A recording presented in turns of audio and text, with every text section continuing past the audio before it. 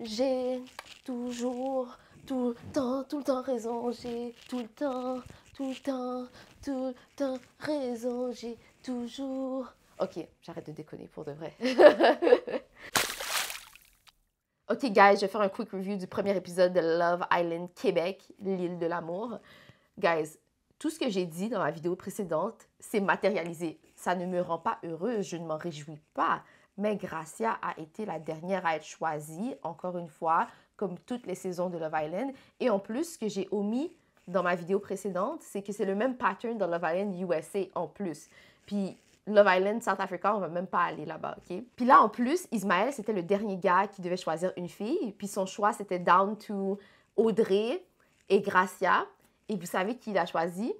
Il est allé pour Audrey, quand on lui a donné le choix entre la personne noire et la personne blanche. Comme je disais dans ma vidéo précédente, le burden de choisir Gracia ne devrait pas tomber sur Ismaël seulement, mais ça montre que s'il y avait quelqu'un qui devait sauver la face d'une fille noire, on va appeler ça comme ça, ce serait pas lui. Dans le fond, lui, ce genre de pensée-là, c'est pas sur son radar. Puis je sais même pas si moi, j'aurais ce genre de pensée-là, right? Parce que je me dis, en fait, moi, la manière que je le vois, c'est que je me dis, le gars n'aurait pas fait la même chose pour moi, fait que c'est pour ça que je me vois pas faire la même chose pour eux en échange, right? Je vous dirais que dans Big Brother USA, cette année, ils ont vraiment réussi à faire ça. Les Noirs, même s'il y en a beaucoup d'entre eux qui s'aimaient pas, ils ont réussi à se souder. Puis là, le Final Six sont tous noirs parce qu'ils ont décidé de souder, puis de rester ensemble, puis de vraiment se sauver no matter what. Autre point intéressant, je ne savais pas que Islander en français, ça voulait dire insulaire. À chaque fois que je voyais insulaire sur le site de TVA ou que j'entendais Nadé dire insulaire, j'étais comme, hein, insulaire? Pourquoi c'est insulaire? C'est quoi ça, insulaire? Mais finalement, insulaire, c'est quelqu'un qui vit sur une île déserte. Donc, c'est ça. J'ai appris un nouveau mot. Et juste, Islander et insulaire, ça donne pas le même vibe. Je sais pas si vous êtes d'accord avec moi. Pour de vrai, je regarde Audrey et Gracia et je trouve pas qu'une est plus belle que l'autre. Sincèrement. Je sais que Gracia, elle va nous donner un super bon show. Je sais pas si vous avez vu quand elle était passée à table avec mon ex, son épisode était vraiment bon.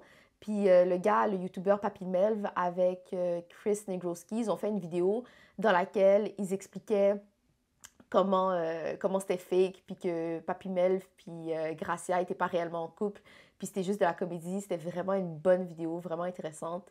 Donc, allez la regarder, c'était vraiment fun comme épisode. Puis c'est là que je sais que Gracia va nous donner un bon show. Puis même dans l'épisode d'hier, on voit déjà que notre girl Gracia est là pour nous donner un show. Elle a toujours des punchlines, elle dit tout le temps la bonne affaire. Par exemple, quand on lui a demandé avec quel gars tu penses que tu aurais les plus beaux bébés, elle a choisi Samuel. Elle a dit qu'elle aurait des plus beaux bébés avec Samuel. Puis là, Samuel allait commencer à avoir la grosse tête. Puis elle a dit, non, non, c'est à cause de moi, là. C'est moi qui fais tout le travail, là. Fait que, tu vois, la fille a des punchlines, là. Save Gracia at all costs. Save Gracia at all costs. Faut qu'on trouve un slogan pour elle. Il y a un gars que je regarde au UK, son nom c'est Murad Murali. Puis il fait tout le temps des vidéos par rapport à Love Island, puis l'actualité des célébrités, etc., etc. Puis il y avait une fille qui s'appelait Kaz dans Love Island UK. Puis il disait tout le temps « Kaz, come we, yes we can. Kaz, come we, yes we can. » Fait que là, je dois trouver un autre slogan pour Gracia. Gracia, yes we can. Gracia, mais je connais pas son nom de famille. Bref, en tout cas. Yo! J'ai hâte à l'épisode de demain. Je sens que Tommy Lee va foutre la merde. J'ai vraiment hâte. J'aime quand même Marek, mais j'ai l'impression que c'est lui qui va être toute seule demain dans l'épisode de mercredi. Fait que je sais pas quand est-ce que je vais poster cette vidéo-là, mais dans l'épisode de mercredi, j'ai l'impression que Marek va choisir Anamaël, puis que ça va laisser Marek tout seul. Mais en même temps, dans le preview, on a entendu Marek dire qu'il avait peut-être un crush sur Audrey. Fait que je sais pas s'il va aller pour Anamaël ou Audrey, ou si c'était juste un teaser pour nous faire croire que Marek allait aller vers Audrey puis pas Anamaël. Je sais pas. On va voir comment ça se passe. Dans la vidéo précédente que j'ai postée, je vous expliquais un peu le fonctionnement de la première cérémonie d'accouplement de Love Island. Puis finalement, c'est pas ça qui est arrivé dans la version québécoise. Dans la version québécoise, s'il y avait aucune fille qui s'avançait, ben le gars était mis de côté puis il pouvait pas choisir une fille. Puis c'est juste à la fin qu'il pouvait revenir pour choisir une fille. J'ai trouvé que ça avait pas rapport comme format parce que de toute manière, le choix revenait au gars à la fin. Fait que might as well make him pick now. Ça aurait été fun de voir un nouveau gars arriver puis déloger un gars qui avait déjà choisi une fille. Je sais pas s'ils ont fait ce nouveau format-là par consentement pour démontrer que, OK, la fille n'a pas donné son consentement, que ce gars-là la choisisse, donc on lui fait pas choisir cette fille-là en ce moment. Peut-être que c'est pour ça qu'ils ont fait le format de cette manière-là. mais go back to the original format. C'est plus de drama, c'est plus juicy, là, le format normal. Puis, it defeats the purpose. Parce que là, dans le fond, les filles font juste attendre que tous les gars soient affichés pour voir quel gars qui est là, quel gars qui s'en vient, au lieu de prendre une décision sur le vif. Tout ce que j'ai à dire à TVA, c'est utiliser la formule Love Island originale. Essayez pas de remixer, là. Ne faites pas comme Big Brother, Célébrité Québec, là, qui a essayé de remixer, mais qui n'avait pas calculé tous les impacts du remixage. Tenez-vous-en à la formule initiale. Je sais pas si vous avez remarqué, mais le casting de Love Island Québec, Île de l'amour, ressemble beaucoup au casting de Occupation Double quand c'était sur les ondes de TVA. Du monde musclé, qui vont au gym, super fort.